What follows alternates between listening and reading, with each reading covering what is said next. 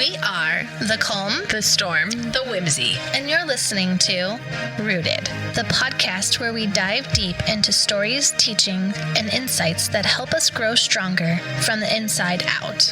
Each episode will explore different books, studies, and perspectives that nourish our minds and hearts, grounding us in purpose and truth. Whether you're new to your journey of faith or looking to deepen your understanding, we're here to encourage, challenge, and inspire you to stay rooted in what truly matters. In the upcoming weeks, we will be diving into the book of Esther.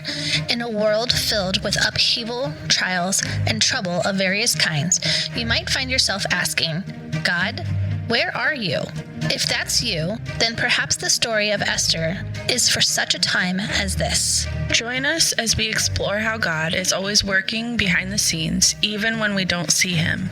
Learn to recognize his miracles, big and small, and discover how his presence and purpose unfold in the most unexpected moments. Come and see how, just like Esther, you too can trust that God's plan is at work, even in the midst of chaos. Esther 2:12-23.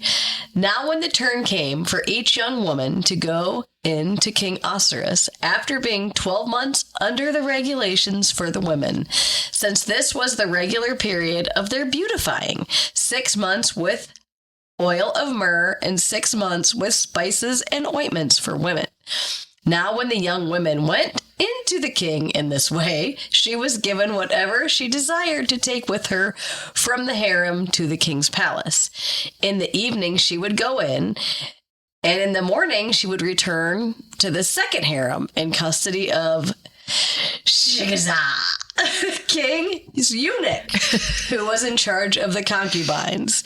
She would not go into the king again unless the king delighted in her, and she was summoned by name. I'm going to try to read this a little less cranky. When the turn came for Esther, the daughter of Abihail, the uncle of Mordecai, who had taken her as his own daughter, to go into the king, she asked for nothing except what Haggai, the king's eunuch, who had charge of the women, advised. Now Esther was winning favor in the eyes of all who saw her.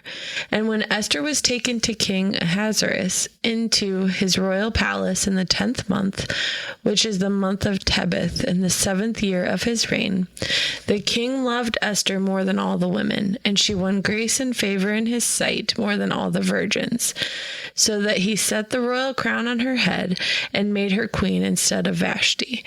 Then the king gave a great feast for all his officials and servants. It was Esther's feast. He also granted a remission of taxes to the provinces and gave gifts with royal generosity. Now when the virgins were gathered together the second time, Mordecai was sitting at the king's gate. Esther had not made known her kindred or her people, as Mordecai had commanded her. For Esther obeyed Mordecai just as when she was brought up by him. In those days, as Mordecai was sitting at the king's gate, Bigthan and Teresh, 2 of the king's eunuchs who guarded the threshold, became angry and sought to lay hands on King Ahasuerus. And this came to the knowledge of Mordecai, and he told it to Queen Esther, and Esther told the king in the name of Mordecai. When the affair was investigated and found to be so, the men were both hanged by the gallows, on the gallows, and it was recorded in the book of the Chronicles in the presence of the king. Go ahead, Kelly. Get it out. I'm good. This is you were not so good. Joyful. So joyful. I wrote it took 1 year to get ready for this. It's a long time. I wrote that this was 3 years. What? Might have been 4 years after Vashti was removed. Because Vashti was removed in his 3rd year, and this is the 7th year of his reign. So there was quite a long time in there, which I shouldn't be interpreting this right now. But that's what I wrote. So my question is, was she gone gone, like out of the kingdom? Because it says It doesn't sound like it. crowned her queen instead of Vashti. So was she still queen? I don't know that. Yeah. And that would have been like almost 4 years. Yeah.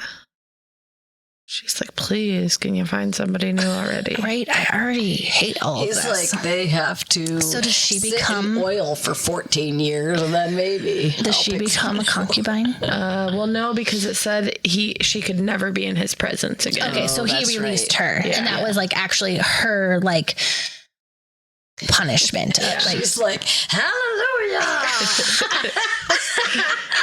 I just thought it was interesting. So, like, real quick before we observe anything else, and I know that I shouldn't be going into this, It's okay. but sometimes when you read scripture, you think of it as like, oh, Mordecai was out there being like, hey, Esther's going to be queen, like right when it's happening. Do you know what I'm saying? So then when you think about it and you're like, oh, this is the 7th year and the 3rd year is when she was removed. So it was like 4 years that this was taking, like, Yeah. it wasn't just like Mordecai was Tomorrow. like, Yeah. hey, tomorrow, let's put her as the virgin in front of him. Yeah. And I think that just puts a different perspective in my brain. Yeah. Because, like, that's 4 more years for her to be grown up. Like, I don't know how old she was. Poor Mordecai's like hanging at the gate. Like, come hey, on already. let's figure this get out, right? Beautifying process over. But he was put into a position because he moved up almost to like a judge, right? Eventually. Yeah. Yeah. He was too. Yes. I think it's in like Esther 6 or something. Oh, sorry, guys. It's okay. We went way off of Right our now, I think observation. you're still hanging out, trying the to see gate. what's going Yeah. on, right? So I did write, this is what you tried to bring up last chapter or last episode, that they would go in at night Yeah. and out in the morning. That's no virgin no more. No, you're right. Because then they would go to the second harem, which meant they stayed a concubine Yes. because he didn't choose them to be queen. So they moved from the first one where they were preparing. So when they would come out in the morning and they didn't have a royal crown, They moved to the they second, moved to the second where they harem. would stay a concubine. And he could call on them whenever he wants. Yes. Yes. But they're not like, it was okay. Just go over there. So I have to tell you guys what happened when I read that. Okay. I'm reading on the couch, writing everything. My husband's doing dishes. And I go, this is what happens when I do inductive Bible study. I'm like audibly responding to what's happening. My face is on fire. I'm like, and it's funny because when you were reading this, stuff stuck out to me that didn't even stick out to me when I did the study. And this is like the second or third time I've done this. So anyway, I audibly like ugged, and my husband turns around and goes, you're going to follow that up with anything? And I said, so the king does things with them all, and that's the deciding factor. The physical, like, intimacy. And he goes, it was a different time. And I said, well, culturally, yes, but doubtful God approved it, so it's not okay. And he goes, well, I'm not the king and I wasn't there, so don't take this out on me again. Oh my goodness. That's amazing. I don't understand why you're mad at me. So then later, Grant comes up to me crying and he goes, it's okay, buddy. It's not you. It's the king. It's the king. No. So that's good. amazing. Yeah. Wow. So I have a kind of funny story. So I was talking to Pacey about what I was reading. Not anything bad, but like Queen Esther and like the story essentially. And he was laughing and we were talking. He goes, and I didn't say like I was talking about Esther, and he goes, what are we talking about? Like Song of Solomon? And I was like, oh no, Esther. I was like, but it's just as bad. Yeah, it's true. Well, Song of Solomon is like marriage. It is marriage. So this is it's like risque, but at least it's between a man and a man woman. and his woman. Not a bunch of concubines in between. Although, didn't he have lots of concubines? I don't want to know. Just let it. Solomon was not. He had the most, I think. Dang it. Come on. So which one was he talking about? Okay. Sorry, I didn't mean to like. Never mind. They're both bad. I think every king in I'm sure. history is just, yeah. So, are we on interpretation yet? No. No, we're still on observation. Okay, here's my observation. It's like, As I pointed out in the first study, we cannot just stick to observations. let's just think about this movie. So all these girls are in there and they can pick something to go see the king. Like jewelry, clothes. Is there, like, all I can think about is Titanic when she like and has draw me in this and only this. Like, is that what happens? It's like, I'm going to go see the king. Give me the heart of the ocean to put on. It's the Diet Coke. Every time. Did you write that down? Titanic, draw me in this No and only way. this. Yes, that's all I can think about. 'Cause I'm Draw like, me in this and only so, like, this. does she go in and, like, open up her coat and that's all she's wearing to try to get, like... It's kind of like The Bachelor, Well, I know. too. Like a night in it's like, the how suite. can I... Yeah, but they're allowed to take something that they want to bring with them. Yeah. What does that even mean? That's what I'm trying to figure out, too. Well, like, it's like, I looked it up. It's and a dress like, to you the can nines. Bring, like... yeah. Like the garments Yeah. or like whatever Jewelry. is... Like lingerie. Can I just bring myself? That's just like, I don't need nothing. She did say She didn't bring anything. anything extra. Nothing extra, just her. Ooh. Which is, I mean, that's probably why she stood out, because people weren't flaunting things around. She was beautiful Right. enough without all the junk. Well, and I think that but apparently she still needed makeup, is so like... the honor of the favor is like she wasn't striving to be anything that she wasn't. Right. She just was presenting herself as she is. And I think that that's appealing. Yeah. That's appealing. Yes. I'm sure God also prepared his heart somehow Yes, for sure. to find favor in her. Oh, I'm sure. So I wrote the things Esther won. Is this observation? The things Esther won? Yeah. Yeah. His love, his favor, his kindness, a crown. She becomes queen and a royal feast. Mm-hmm. To add to that, because I wrote some things, was identity, purpose, and being accepted. Mm-hmm. Because she didn't have a family. Where was she actually really standing? So now she would have like an identity and acceptance and like a purpose as queen. Yeah. Another observation I have is that now she's the queen and she's still not telling her husband who she is. And so she's obeying Mordecai and not her husband. Still. Yes. But has he asked her? See, that's the other He thing. doesn't ask questions. He's like, come on here. Let's have some fun and then go back to your room. Like, that's all it is. He doesn't talk to her. He probably doesn't even know anything about her. It's like, hey, she's cute. The eunuchs told him all about her. Here's everything I know about Goodness. Esther. Yeah, but it also says he told it to Queen Esther and Esther told the king. Told what?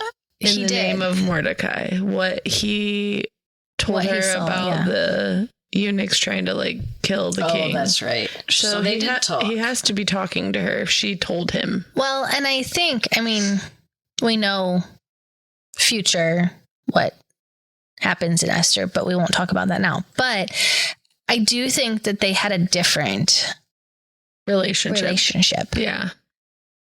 Right now, you can still be a little angry. And though. we don't even know what Queen Vashti's relationship with him was. So maybe they were maybe they had conversations and different things. So it's just hard to know everything about that. I did ask a question: is how did Mordecai report the attack on the king to the queen? So, like, was she just like talking to him every day? Like was she the gate? Walking out to the gate? Yeah. Like, how did he report something to her?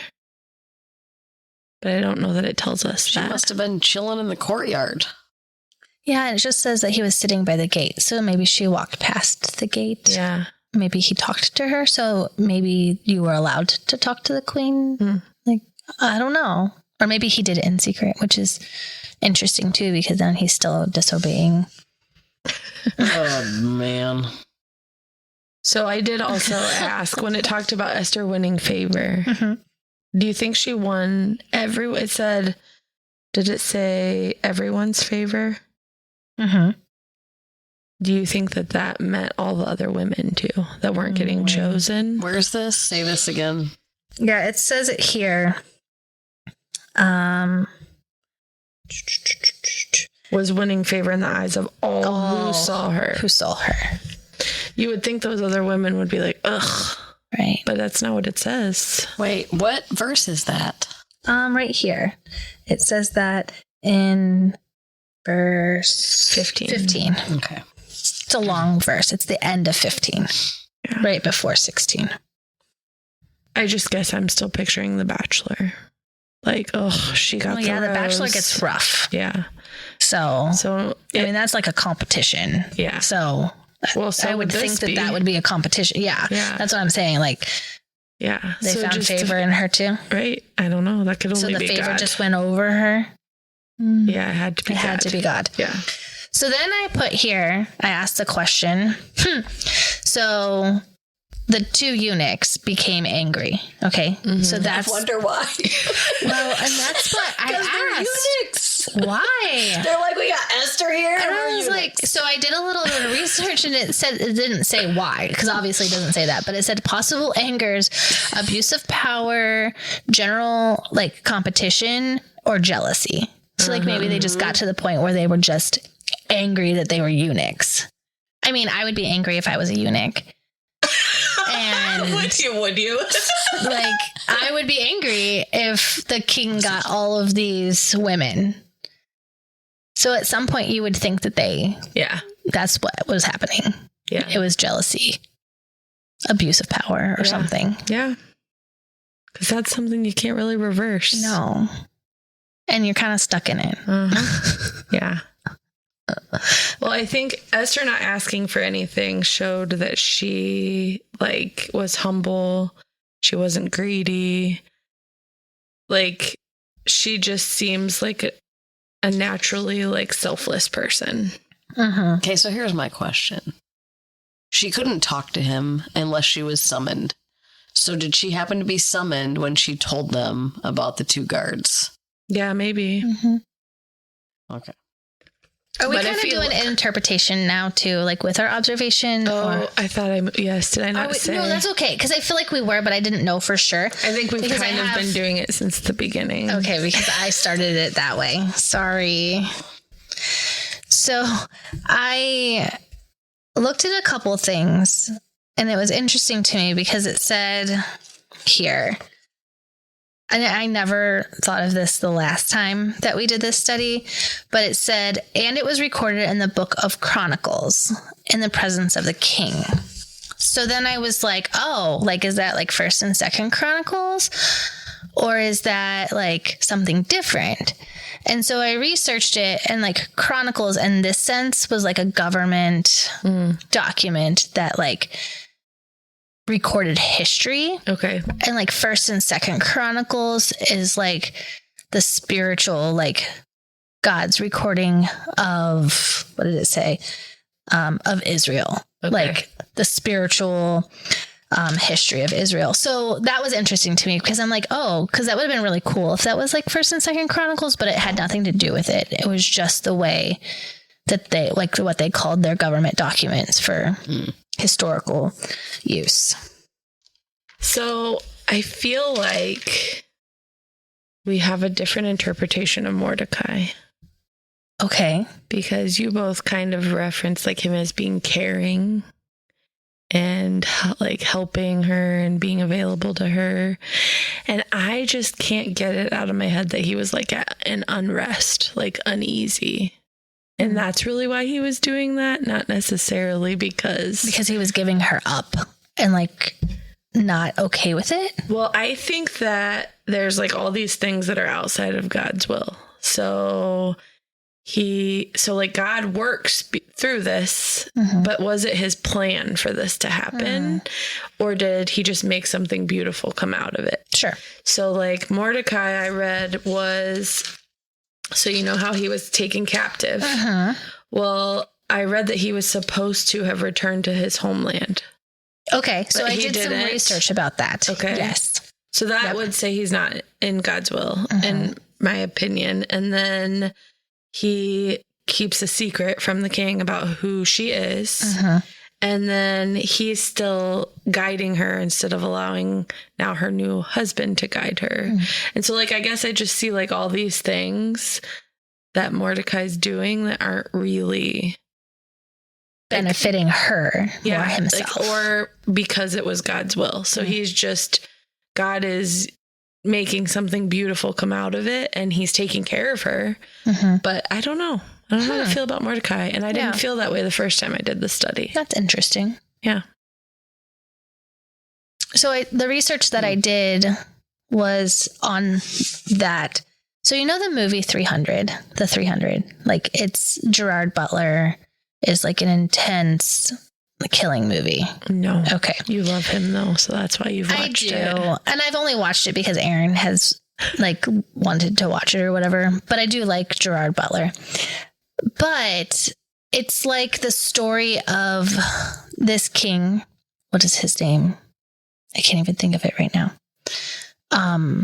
But he like has like the largest kingdom. Okay. And the largest army and whatever. And he went up against Greece, which was like a small, like shouldn't have conquered him, but they conquered him. And so that this, in this time frame, the only reason I was asking you about the movie is because it's like a glorified movie of this situation, but all of this is happening at this time frame. And so he has just been defeated when he is coming back to Persia for all of this women being brought to him and all of those things. So he's been defeated. So this is like to pump him up. Yeah. Okay. All of that. Yeah. So then make the big baby happy. Make the big baby happy. Yeah. Okay. But it's like, I have to find where I wrote this. I might have wrote it on the other side. Oh no, here. So it was like 23 years between the time frame that they were captive, like that Mordecai would have been exiled out of Jerusalem. And in that time period, I think it was Cyrus. Cyrus allowed the Jews to go back. Right. In that time frame before. So there was like 20 years where they could have chosen to go back and they didn't. And like Mordecai's family, all of them chose to stay there. And so I don't understand why they would have chosen to stay there, first of all. And then second of all, so was that like against God for them to not go? Where does it say he would allow them to go back? It wasn't in the scripture. So it was just in history. Okay, like, yeah. So that must be what I saw too. I think it's like Ezra 1. Okay. Is where it talks about that. But it's just kind of, I'm glad that you brought it up because it is concerning to me that like, what was the purpose of Mordecai staying? Staying, right. When he could have gone back to his home country as a freed captive. But he didn't. And so then what allowed that to happen is for Esther to be born in Persia, which is interesting because she's actually, so, I mean, now if you have parents from a different country, but you were born in the US, you're a US citizen.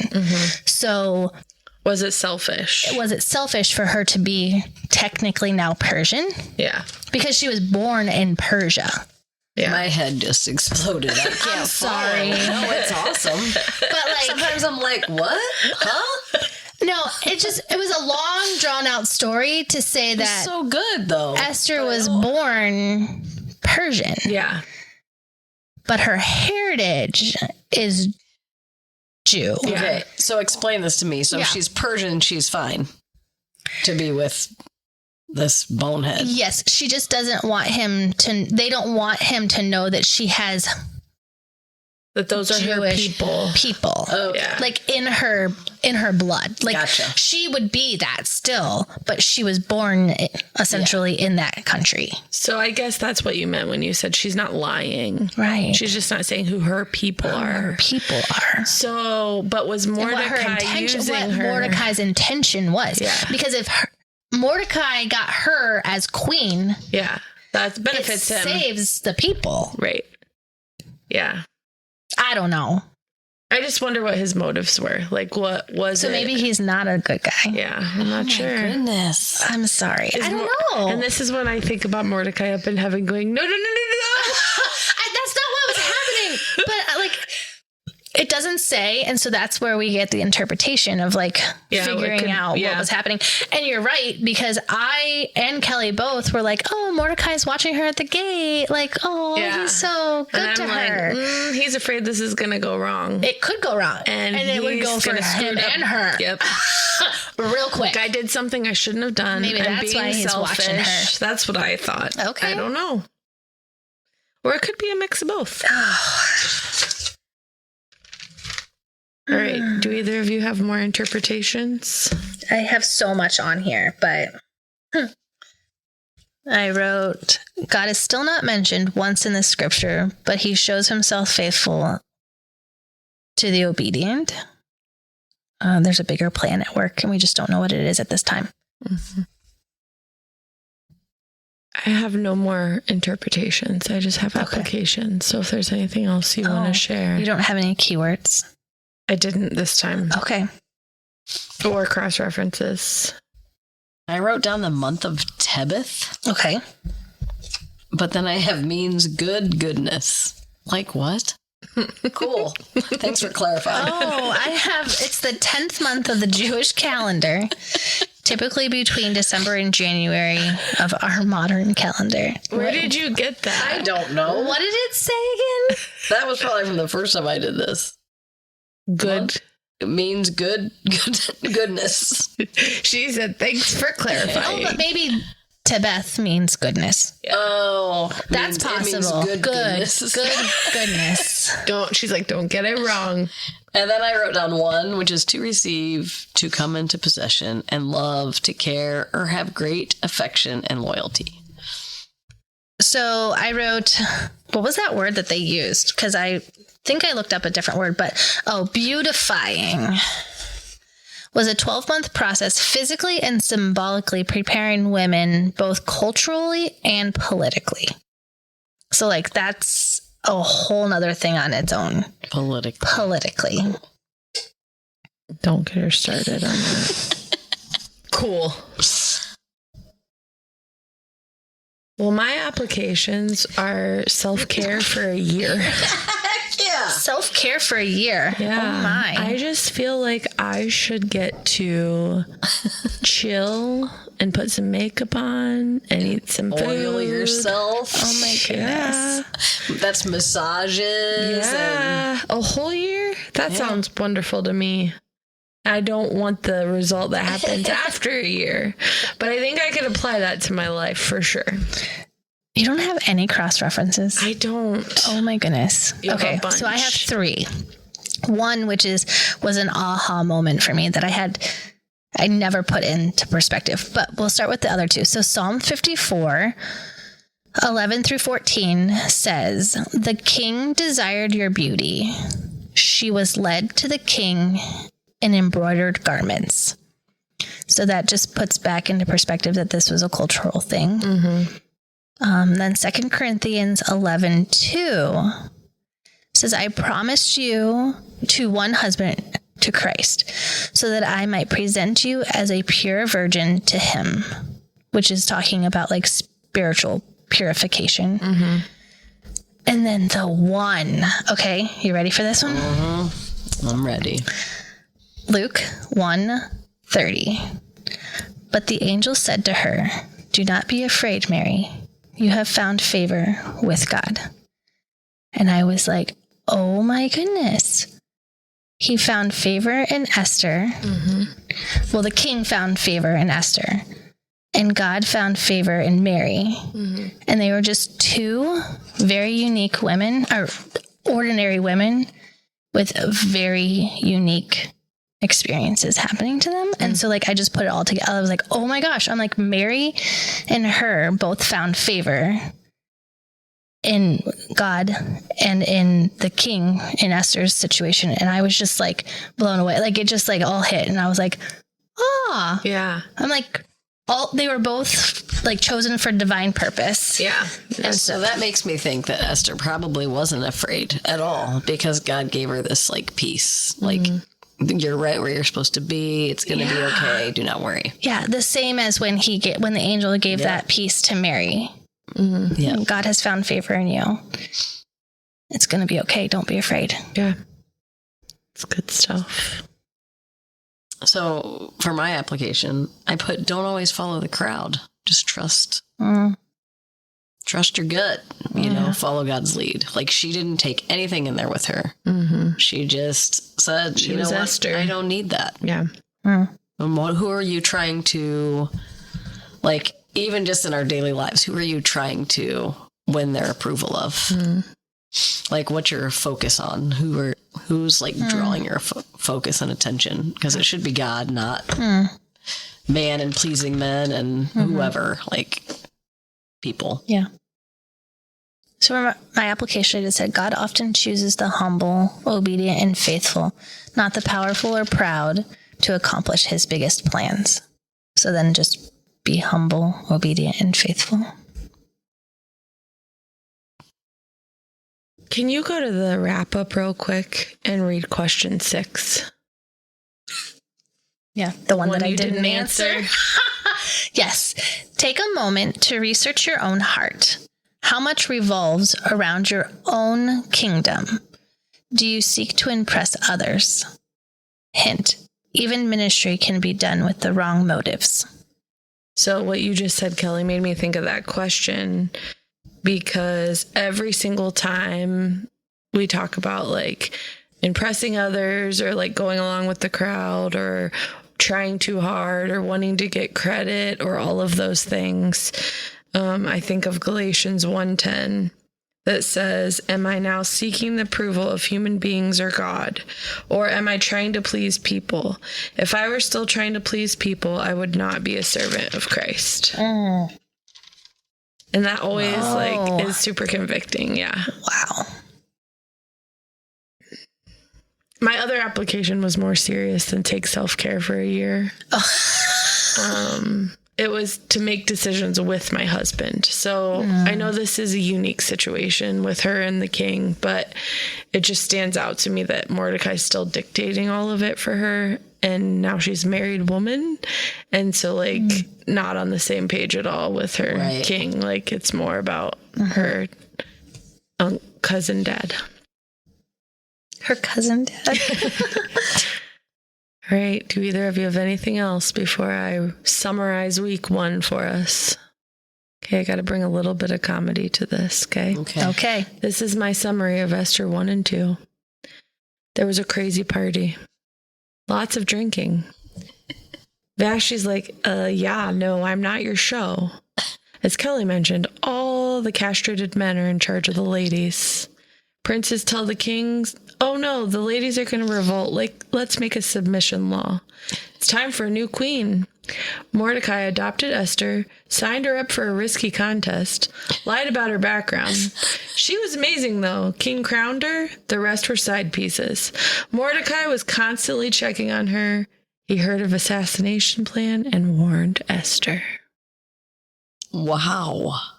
Thank you for listening to a production from Family Simple Media and the CSW Podcast. Follow, like, and subscribe at CSW Podcast on Apple Podcast, Spotify, Facebook, Instagram, TikTok, and YouTube.